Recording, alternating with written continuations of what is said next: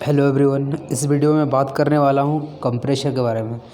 तो सबसे पहले समझते हैं कि कंप्रेशर होता क्या है। तो कंप्रेशर एक मैकेनिकल डिवाइस है। इसका हम लोग यूज़ क्यों करते हैं। जो गैस होता है, गैस का जो प्रेशर होता है, अगर हमको लो प्रेशर से हाई प्रेशर करना है किसका, गैस का, तो उसके लिए हम लोग यूज़ करते हैं कहाँ पे, किसका यूज़ करेंगे, कंप्रेशर का यूज़ करेंगे। जैसे आपने देखा होगा जो पावर प्लांट होता है वहाँ पे यूज़ करते हैं। सिंपली आप घरों में देखना, जो रेफ्रिजरेटर होता है जिसको हम लोग फ्रिज बोलते हैं, वहाँ पर भी कंप्रेशर का यूज़ होता है। तो जो मेनली आपका जो कंप्रेशर क्या होता है, एक मैकेनिकल डिवाइस होता है जो गैसेस का, जो अगर मान लो कोई गैस है आपका, अगर वो लो प्रेशर में रहेगा तो वो उसको हाई प्रेशर में इसको कन्वर्ट कर देता है। लेकिन जब ये प्रेशर को इंक्रीज़ करता है तो कंप्रेशर में एक ऐसा चीज़ होता है कि प्रेशर के साथ साथ उस गैस का टेम्परेचर भी इंक्रीज़ हो जाता है। लेकिन क्या कंप्रेशर में हम लोग लिक्विड को कंप्रेस कर सकते हैं? नहीं कंप्रेस करते। क्यों नहीं करते हैं? क्योंकि कंप्रेशर में जितने मैकेनिकल डिवाइस होते हैं, जब भी कोई दो पार्ट मशीन्स के दो पार्ट्स के जो मूवमेंट होते हैं उनके बीच हमेशा फ्रिक्शन होता है। और फ्रिक्शन को ओवरकम करने के लिए हम लोग लुब्रिकेशन वगैरह यूज़ करते हैं। अगर आप लिक्विड यूज़ करोगे तो ये जो आपका लुब्रिकेशन आप यूज़ कर रहे थे फ्रिक्शन को ओवरकम करने के लिए, ये हट जाएगा और जिसके कारण से थर्मल एक्सपेंशन वगैरह होगा और आपका मशीन अच्छे से काम नहीं करेगा। इसलिए हम लोग यहाँ पे लिक्विड का यूज़ नहीं करते हैं, सिर्फ गैस को हम लोग कंप्रेस करते हैं और लो प्रेशर से हाई प्रेशर में उसको कन्वर्ट करते हैं। तो कंप्रेशर जो होता है कि ये वर्क कंज्यूमिंग डिवाइस होता है, मतलब हमको बाहर से वर्क कंप्रेशर जो डिवाइस होता है उसको देना पड़ता है। और मान लो ये स्टेट 1 दिख रहा है, स्टेट 2 दिख रहा है, कि अगर कोई गैस है उसका प्रेशर अभी P1 है और P1 से हमको P2 में उसको प्रेशर को कन्वर्ट करना है, मतलब P2 जो होगा वो Pn से ज़्यादा होगा। समझो आपकी, मान लो अभी आपका प्रेशर 1 बार है, आपको इसको कन्वर्ट करना किस में, 10 बार में। ठीक है। तो आप भी जैसे कि पढ़े हो कि भैया प्रेशर हमेशा किसी हाई से लो प्रेशर जो फ्लूइड होते हैं, फ्लूइड में आपका गैस भी होता है लिक्विड भी होता है। ठीक है। ये हमेशा हाई प्रेशर से लो प्रेशर फ्लो करते हैं, लेकिन यहाँ से लो से तो हाई है। लेकिन अगर लो से हमको हाई पहुँचाना है तो बाहर से मुझे क्या देना पड़ेगा, वर्क इनपुट देना पड़ेगा। देखो तो यहाँ पे क्या लिखा हुआ आपका कि जो P2 जो होगा वो आपको P1 से ज़्यादा होगा। और dP/dx क्या शो कर रहा है कि x के डायरेक्शन में प्रेशर क्या है, पॉजिटिव है। मतलब प्रेशर आप क्या कर रहा है, इस डायरेक्शन में आपका P1 से लेके P2 जब आप जाओगे तो प्रेशर आपका बढ़ने वाला है। तो वो क्या लिखा हुआ यहाँ पे, the function of compressor is to compress the gas और vapour from lower pressure to higher pressure. Very important, किसको हम लोग कंप्रेस करते हैं इसमें, हम लोग गैस को या तो वेपर को करेंगे। हम लोग लिक्विड को भैया कंप्रेस नहीं करेंगे। उसके लिए हम लोग एक डिवाइस यूज़ करते हैं। अगर लिक्विड जैसे हम लोग वाटर वगैरह जो हम लोग घरों में मान लो खेती जो करते हैं लोग, तो अगर पानी वगैरह जो ये करते हैं सिंचाई इरीगेशन के लिए जो यूज़ करते हैं, तो वहाँ पर हम लोग क्या यूज़ करते हैं, पंप यूज़ करते हैं। पंप क्या करता है, उस लिक्विड का अगर वाटर है तो उसको लो प्रेशर से हाई प्रेशर में पहुंचाने का काम करेगा। लेकिन अगर गैस और वेपर रहेगा तो कौन करेगा, इसको कंप्रेशर करेगा। अब क्लासिफिकेशन ऑफ कंप्रेशर का देखते हैं। तो जो क्लासिफिकेशन होता है, वर्गीकरण किसका, कंप्रेशर का, तो ये डिफरेंट टाइप्स पे डिपेंड करता है। तो हम लोग टाइप्स ए की बात करेंगे। तो ये बात करता है कि according to the type of operation, कि जो हमारा कंप्रेशर होगा उसके ऑपरेशन के बेसिस पे हम लोग उसको कैसे क्लासीफाई करेंगे। तो ये दो तरह से होता है, एक पॉजिटिव डिस्प्लेसमेंट टाइप कंप्रेशर और रोटरी और डायनेमिक कंप्रेशर। फिर आपका जो पॉजिटिव डिस्प्लेसमेंट होता है उसका एक टाइप होता है रेसिप्रोकेटिंग कंप्रेशर, और इस रेसिप्रोकेटिंग का दो होता है, सिंगल एक्टिंग रेसिप्रोकेटिंग कंप्रेशर और डबल एक्टिंग रेसिप्रोकेटिंग कंप्रेशर। फिर अगर हम लोग बात करें कि जो रोटरी कंप्रेशर होता है इसका दो टाइप क्या होता है, पॉजिटिव डिस्प्लेसमेंट और नॉन पॉजिटिव और डायनेमिक। नॉन पॉजिटिव को हम लोग निगेटिव डिस्प्लेसमेंट भी बोल सकते हैं। फिर पॉजिटिव डिस्प्लेसमेंट में आपका आता है वेन टाइप, लोब टाइप, और इस लोब टाइप को हम लोग बोलते हैं रूट्स ब्लोअर बोलेंगे, स्क्रू टाइप। ठीक है। और इसमें लिखा गया है कि रूट्स ब्लोअर जो होते हैं suitable low degree of super heating, low degree of super charging. Super charging आपने जो आईसी इंजन होता है वहाँ पर एक ये ऐसा प्रोसेस होता है जो इंजन में क्या करता है, हाई डेंसिटी ऑफ एयर को फ्लो करवाता है। ठीक है। ये सुपर चार्जिंग वगैरह का प्रोसेस होता है जहाँ पे हम लोग कंप्रेशर वगैरह का यूज़ करते हैं कि बाहर से लो डेंसिटी वाला एयर लेना है और हाई डेंसिटी भैया मतलब उसको ये प्रोवाइड करवाना है इंजन के अंदर। ठीक है। तो नॉन पॉजिटिव और डायनेमिक जो कंप्रेशर होते हैं उसके रोटरी कंप्रेशर की बात करूँ तो ये दो तरह के होते हैं, जिसको बोलते हैं सेंट्रीफ्यूगल कंप्रेशर। ठीक है। Use for turbo charging, turbo charging के लिए यूज़ करते हैं हम लोग किसका, सेंट्रीफ्यूगल कंप्रेशर का यूज़ करते हैं। और एक होता है ये एक्सियल फ्लो कंप्रेशर, ये क्या आपका एक्सियल फ्लो कंप्रेशर हो गया। और दूसरा था आपका क्या, सेंट्रीफ्यूगल कंप्रेशर हो गया। अब समझते हैं हम लोग कि जो पॉजिटिव डिस्प्लेसमेंट टाइप मैंने बोला, तो पॉजिटिव डिस्प्लेसमेंट टाइप होता क्या है। देखो सिंपल सी बात है, अगर मैं बात करूँ पॉजिटिव डिस्प्लेसमेंट टाइप वाले में, तो यहाँ पर आपने जो पढ़े हो आईसी इंजन में क्या देखा था आपने कि भैया एक पिस्टन होता था, फिर एक कनेक्टिंग रोड होता है, फिर एक क्रैंक होता है, यही सब पढ़े हो ना। कनेक्ट ये पिस्टन होगा, फिर आपका उससे जुड़ा हुआ रहता है, कनेक्टिंग रोड जुड़ा हुआ रहेगा, कनेक्टिंग रोड से क्रैंक जुड़ा हुआ रहता है, और क्रैंक रोटेट करेगा तो भैया ये आपका जो पिस्टन है पिस्टन भी मूव करेगा। ठीक है, तो जो ये पिस्टन का जो ये मोशन होता है, सपोज़ ये 1 से लेके 2 पोजीशन तक मूव करता है, तो इसी मोशन को हम लोग पिस्टन का कौन सा मोशन बोलते हैं, रेसिप्रोकेटिंग मोशन बोलते हैं। सिंपल सी आपका जो वर्टिकल इंजन होता है ना आईसी इंजन का, उसको आप क्या कर दो, हॉरिजॉन्टल रख दो। तो देखना ये अभी कंप्रेसर में कैसे कन्वर्ट करते हैं इसको हम लोग। फिर इसमें क्या करेंगे, यहाँ से आपका एक 2 वॉल्व लगे रहेंगे, एक होगा आपका इनलेट वॉल्व और एक होगा एग्जिट वॉल्व। इनलेट वॉल्व में मतलब क्या, जहाँ से आपको लो प्रेशर वाला फ्लूइड को लेना है, फ्लूइड मतलब यहाँ पे क्या होगा, गैस को लेना है। और ये आपका डिलीवरी वॉल्व होगा। डिलीवरी वॉल्व मतलब क्या, यहाँ पे जहाँ पे हाई प्रेशर आपको डिलीवर करना है। लो प्रेशर में जब आपका यहाँ से क्या होगा, आपका गैस एंटर करेगा, ठीक है, तब पिस्टन पीछे की ओर मूव करेगा, क्रैंक इस तरह से रोटेट करेगा। फिर ये क्या करेगा, धीरे धीरे फ्लूइड को जो कंप्रेस करेगा, मतलब वॉल्यूम जो है जब 2 से 1 जाएगा तो क्या होगा, कम होगा। आपको नहीं लगता कि जब वॉल्यूम कम होगा तो भाई धीरे धीरे जो भी गैस इसके अंदर भरा हुआ उसका क्या होगा, प्रेशर बढ़ेगा। और जितना प्रेशर हम लोग को रिक्वायरमेंट होता है, वॉल्यूम घटा के हम लोग प्रेशर को बढ़ाते हैं। फिर यहाँ डिलीवरी वॉल्व आपका ओपन हो जाता है, जहाँ पर हमको ये हाई प्रेशर का गैस को भेजना रहता है वहाँ पर इसको सेंड कर देते हैं। तो यहाँ पर जो आपका गैस का जो मूवमेंट हो रहा है, क्या हो रहा है, ये पॉजिटिवली डिस्प्लेस कर रहे हैं, मतलब वॉल्यूम को हम लोग घटा के प्रेशर को बढ़ा रहे हैं, इसलिए इसको बोलते हैं पॉजिटिव डिस्प्लेसमेंट टाइप। तो इसमें क्या लिखा हुआ है, कि the compressor the pressure of the gas is increase by decreasing its volume, मतलब वॉल्यूम को डिक्रीज करके आप कंप्रेशर का ये जो गैस होता है उसके प्रेशर को बढ़ा रहे हो आप। इन ए confined cylinder, that is the rise in pressure is obtained by positively displacing fluid to lower volume, मतलब लोअर वॉल्यूम, जैसे ही आपका वॉल्यूम कम हो जाएगा तो भैया प्रेशर आप क्या कर रहे हो, बढ़ा दे रहे हो, कहाँ पे, पॉजिटिव डिस्प्लेसमेंट टाइप में। तो इसी का एक एग्जांपल हो गया रेसिप्रोकेटिंग कंप्रेशर। और रेसिप्रोकेटिंग कंप्रेशर का आपका 2 अभी हम लोगों ने देखा था, एक देखा था सिंगल एक्टिंग रेसिप्रोकेटिंग कंप्रेशर और दूसरा आपका था डबल एक्टिंग रेसिप्रोकेटिंग कंप्रेशर। अब बात करते हैं किसका, रोटरी और डायनेमिक कंप्रेशर। यहाँ पर हम लोग क्या करेंगे, अब देखो यहाँ पर आप जैसे शाफ्ट पढ़ते हो ना, ये जैसे मान लो आपका शाफ्ट हो गया, ठीक है, और शाफ्ट हो गया तो इसके ऊपर एक रोटर लगा हुआ, रोटर कुछ नहीं, एक डिस्क समझो, सर्कुलर डिस्क इसके ऊपर लगा हुआ रहेगा, और इसके ऊपर क्या लगा हुआ रहेगा, ब्लेड्स लगे रहेंगे। जिस तरह आप टरबाइन देखते हो ना, उस तरह इसमें इस तरह से ब्लेड लगे हुए रहते हैं, ठीक है। अब क्या करते हैं हम लोग कि मान लो कोई गैस आया, ठीक है, तो गैस क्या करेगा, गैस अपना जो रहेगा उसको हम लोग नोजल अभी हम लोग देखेंगे क्या होता है, नोजल से इसको भेजेंगे हम लोग। तो नोज़ल का काम क्या रहता है, नोज़ल क्या होता है, ये एक ऐसा सेक्शन होता है जिसमें क्रॉस सेक्शन एरिया मतलब आगे की ओर डिक्रीज़ करता है, तो इसी को नोज़ल बोलते हैं। यहाँ से मान लो आपको कोई फ्लूइड अगर फ्लो करेगा तो उसमें क्या होगा, उसके प्रेशर जो होगा उसको डिक्रीज़ करेगा और उसकी वेलोसिटी बढ़ेगी। आप यहाँ पर कन्फ्यूज़ मत होना कि प्रेशर इक्वल टू होता है फोर्स अपन एरिया, ठीक है, और एरिया कम होगा तो प्रेशर ज़्यादा होगा, नहीं, ये जो फॉर्मूला होता है ये फ्लूइड का स्टैटिक के केस में लागू होता है, लेकिन यहाँ फ्लूइड जब मोशन करेगा तो ये डायनेमिक का केस होता है। डायनेमिक का केस में हम लोग यहाँ कंटिन्यूटी इक्वेशन लगाते हैं, क्या, A1 V1 is equal to A2 V2, ये अपने फ्लूइड मैकेनिक्स में पढ़ा था। तो यहाँ पे आगे की ओर जैसे बढ़ेगा फ्लूइड मेरा प्लस x डायरेक्शन में, तो उसकी वेलोसिटी V2 जो है वो बढ़ेगी क्योंकि एरिया A2 मेरा कम हो रहा है।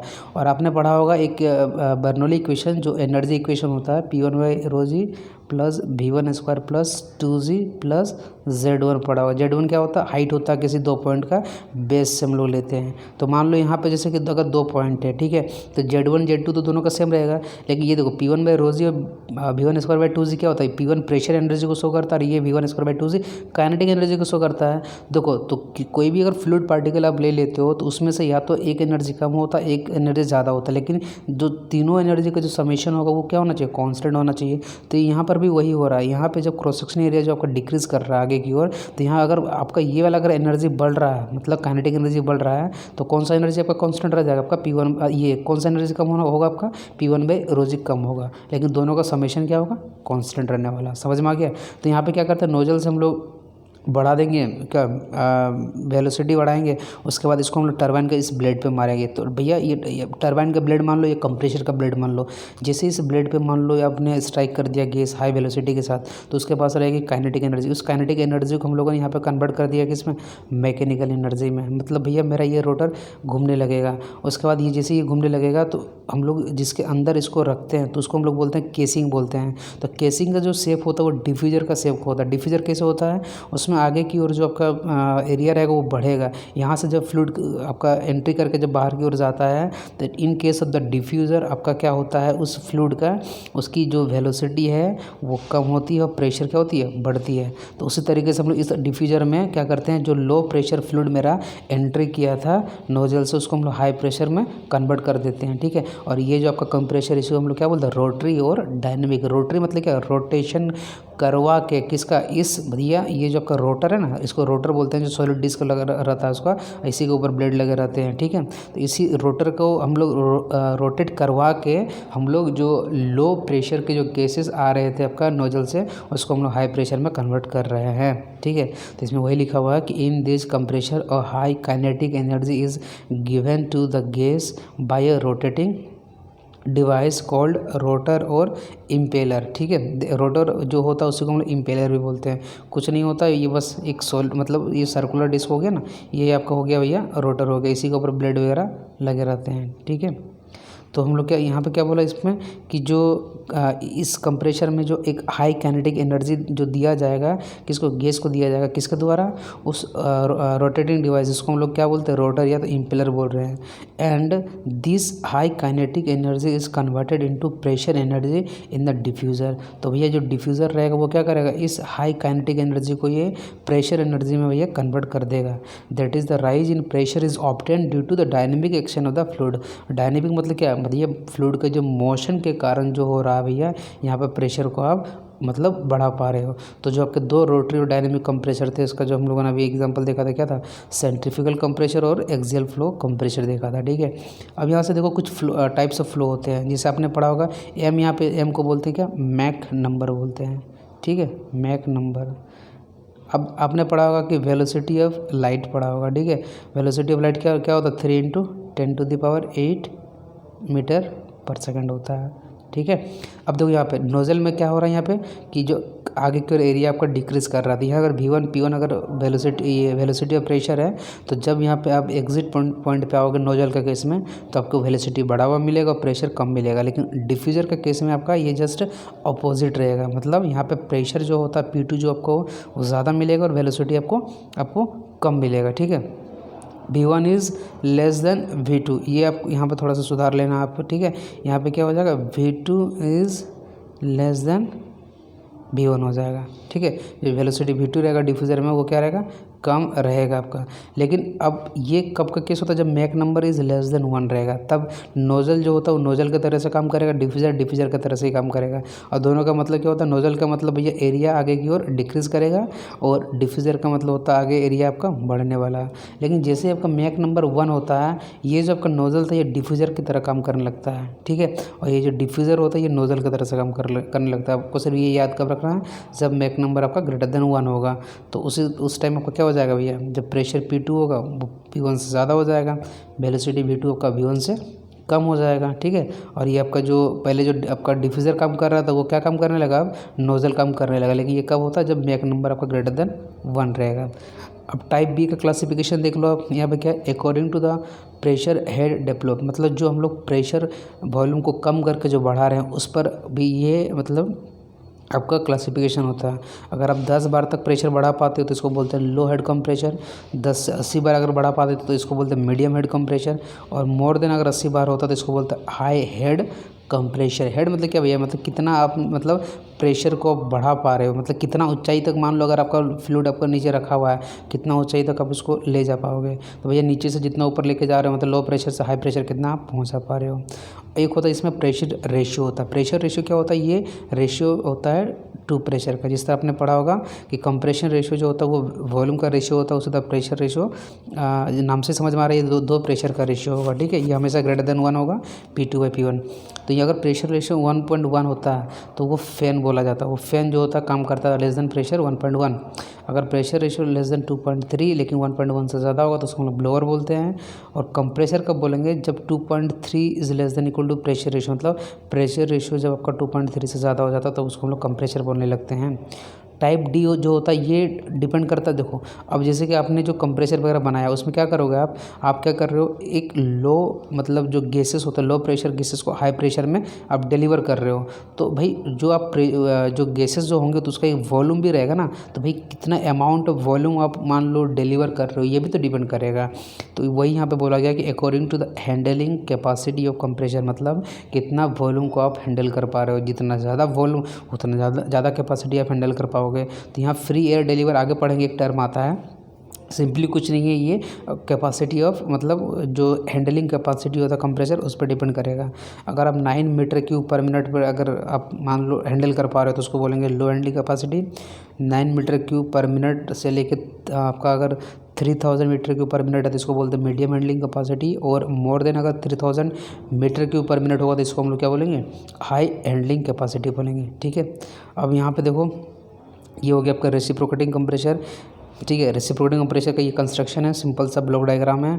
और इसी को हम लोग यहाँ ये जो आपका रेसिप्रोकेटिंग कंप्रेसर में हम लोग सिंगल के क्या पढ़े थे, सिंगल एक्टिंग और डबल एक्टिंग था ना। तो सिंगल एक्टिंग का मतलब होता है कि आप सक्शन और डिलीवरी वाल्व जो होगा इस कंप्रेसर में एक होगा, मतलब एक ही साइड से मतलब बाहर से आप क्या करोगे गैस को सक करोगे, मतलब लो प्रेशर गैस को, और एक ही आपका डिलीवरी वाल्व होगा जहाँ पे आप हाई प्रेशर गैस को डिलीवर करोगे। तो यहाँ पर तो ये दिया हुआ है, ये 2 सक्शन वाल्व आपको दिख रहे होंगे, मतलब एक सक्शन वाल्व प्रेशर जहाँ से P1 प्रेशर होगा जो आप लोग लो प्रेशर जहाँ से आपको लेना है, और ये आपका जहाँ पर आप क्या करोगे जहाँ पर आप डिस्चार्ज करोगे। तो मान लो जब पिस्टन सपोज करो अब यहाँ पर है, पिस्टन जब यहाँ पर रहेगा तो कुछ इस तरीके से कंडीशन में रहेगा, तब ये जो थीटा आप दिख रहा है यहाँ से, ये थीटा क्या होगा 0 पर होगा। जैसे ही मेरा ये पिस्टन पीछे की ओर जाएगा तो आपको अंदर क्या होगा, वैक्यूम क्रिएट होगा। वैक्यूम क्रिएट होगा मतलब बाहर का प्रेशर, अगर मान लो एटमॉस्फेरिक प्रेशर P1 है, अगर बाहर से ही तो आप एयर को खींचोगे। ठीक है, अगर मान लो जो बाहर का एटमॉस्फेरिक प्रेशर का अगर जो हो उससे ज़्यादा प्रेशर अगर बढ़ाना है तो बाहर से आप क्या करोगे, एयर लोगे, मतलब गैस लेने वाले हो। तो जैसे ही पिस्टन होगा पीछे की ओर जाएगा आपको अंदर में क्या होगा, वैक्यूम क्रिएशन हो जाएगा, और यहाँ अंदर का प्रेशर कम बाहर का ज़्यादा, तो हाई प्रेशर से लो प्रेशर फ्लूइड अपने आप यहाँ से एंटर करेगी। अब यहाँ पर जैसे आप पहुँच गए भैया तो ये क्या हो गया आपका, यहाँ पे लो प्रेशर का फ्लूइड आपका एंटर कर गया। अब फिर आप क्या करोगे, इसको कंप्रेस करोगे। कंप्रेस करोगे मतलब इसका वॉल्यूम कम करके हम इसका प्रेशर को बढ़ाने वाले हैं। और प्रेशर हमको जितना रिक्वायरमेंट था डिलीवरी के टाइम, मतलब डिलीवर जहाँ पे करना था हमको उतना प्रेशर बढ़ा के हम लोग जो डिलीवरी वॉल्व है ये अपने आप ओपन हो जाएगा। ये क्लोजिंग और ओपनिंग का एक अरेंजमेंट होता है, तो ये ओपन हो जाएगा तो भैया जहाँ पे हमको डिलीवर करना था हाई प्रेशर का गैसेस वहाँ पे इसको डिलीवर कर देंगे। ठीक है, तो वही यहाँ पे समझाया गया आपका कि इसको बोलते हैं इनर डेड सेंटर, जो पहले ये टॉप डेड सेंटर रहा करता था। देखो इस तरीके से था पिस्टन आपका। तो यहाँ पे आपने आईसी इंजन में पढ़ा होगा कि जब नीचे आता है तो ये TDC था, तो इसको सिर्फ पलट के आप क्या करो हॉरिजॉन्टल में कन्वर्ट कर दो, तो ये इस तरीके से आ जाएगा। ठीक है, तो TDC बन जाएगा क्या IDC इनर डेड सेंटर, और बॉटम डेड सेंटर बन जाएगा आपका आउटर डेड सेंटर। ये आपका कनेक्टिंग रोड हो गया, ये क्रैंक हो गया, ठीक है, ये पिस्टन हो गया, ये सिलेंडर हो गया, ये 2 इसके वॉल्व हो गए। तो P2 जो होगा भैया वो प्रेशर P1 से ज़्यादा होगा, क्योंकि ये मेरा एम तो यही है ना कि भैया प्रेशर को बढ़ाना ही है। अब देखो इसी के बारे में लिखा हुआ है रेसिप्रोकेटिंग कंप्रेसर के बारे में कुछ इंपॉर्टेंट टर्म, कि reciprocating compressor are able to produce very high pressure, मतलब जो रेसिप्रोकेटिंग कंप्रेसर होता है इसको हाई प्रेशर हम लोग प्रोड्यूस करने के लिए यूज़ करते हैं, अप टू 1000 बार। समझ रहे हो, हम लोग जो प्रेशर झेलते हैं अपने ऊपर वो कितना बार झेलते हो, 1 बार, उसका 1000 गुना ज़्यादा मतलब प्रेशर ये डेवलप कर सकता है आपका कौन, रेसिप्रोकेटिंग कंप्रेसर। ठीक है, बट द मेजर प्रॉब्लम, इसके साथ मेजर प्रॉब्लम क्या है, सप्लाई इज़ इंटरमिटेंट। इसका मतलब समझो ये क्या, सप्लाई इज़ इंटरमिटेंट का मतलब क्या होता है कि सपोज करो आपने क्या किया ना, इनलेट वाल्व से आपने भैया प्रेशर लो प्रेशर ले लिया और हाई प्रेशर से डिलीवर कर दिया। अब फिर पिस्टन पीछे जाएगा, फिर वो बाहर से गैस लेगा, फिर वो कंप्रेस करके प्रेशर बढ़ाएगा, फिर डिलीवर करेगा। तो आपको नहीं लगता कि जो 2 बार आप जो वॉल्यूम ऑफ गैसेज डिलीवर कर रहे हो हाई प्रेशर वाला, उसके बीच एक गैप हो जा रहा है, तो ये भैया गैप तो हमेशा इस तरह से चलते रहेगा। तो ये किस तरह से सप्लाई हो गया, इंटरमिटेंट, मतलब रुक रुक का सप्लाई हो गया। ठीक है, ये इसका डीमेरिट हो गया। फिर क्या बोल रहा है कि and also volume delivered and mass flow rate both are less, मतलब इसमें जब वॉल्यूम आप जो बाहर से लेके डिलीवर कर रहे हो, ठीक है, किसका, उस गैसेस का, वो भी इसमें कम होता है। उसका कंस्ट्रक्शन में इसका क्या होगा, ये 2 वॉल्व रहता है, ठीक है। इसमें एक वन सक्शन साइड रहता है और एक डिस्चार्ज साइड में रहता है। और जो इसमें वॉल्व का जो अरेंजमेंट होता है उसको बोला जाता है plate and disc type of valve बोला जाता है, ठीक है।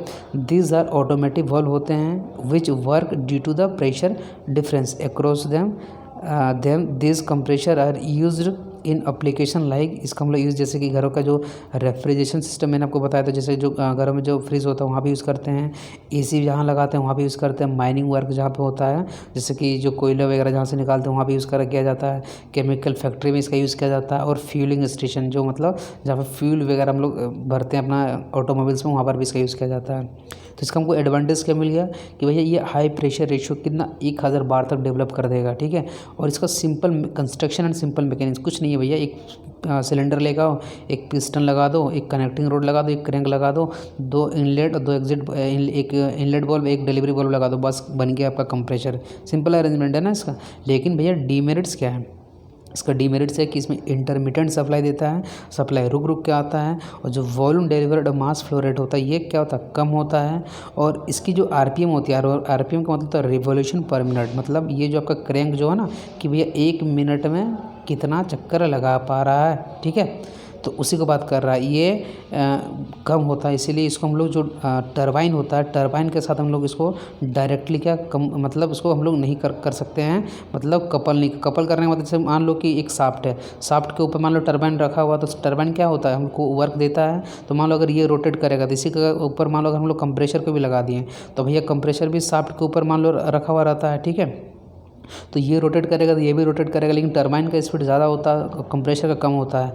तो भैया अगर आप मान लो रेसिप्रोकेटिंग कंप्रेसर अब लगा रहे हो, टरबाइन के साथ कपल कर रहे हो, तो भैया ये तो काम ही नहीं कर पाएगा, क्योंकि ये जो आपका रेसिप्रोकेटिंग कंप्रेसर है वो टरबाइन का जो आपका स्पीड रहेगा उसको मैच ही नहीं कर पाएगा। इसीलिए बोला गया है कि जो आपका रेसिप्रोकेटिंग कंप्रेसर होता है due to the low RPM it can not be couple directly to the turbine, ठीक है। अब नेक्स्ट वीडियो में हम लोग बात करेंगे कि जो कंप्रेसर होता है उसमें कौन कौन सा प्रोसेस होता है, जैसे कि सक्शन हो गया, कंप्रेशन हो गया और डिस्चार्ज हो गया, ठीक है, फिर एक्सपेंशन होता है। तो ये सब हम लोग पढ़ेंगे और इसका वर्क डन कैसे निकालते हैं वो पढ़ेंगे, ठीक है। मिलते हैं फिर नेक्स्ट वीडियो में। So guys thanks for watching this video.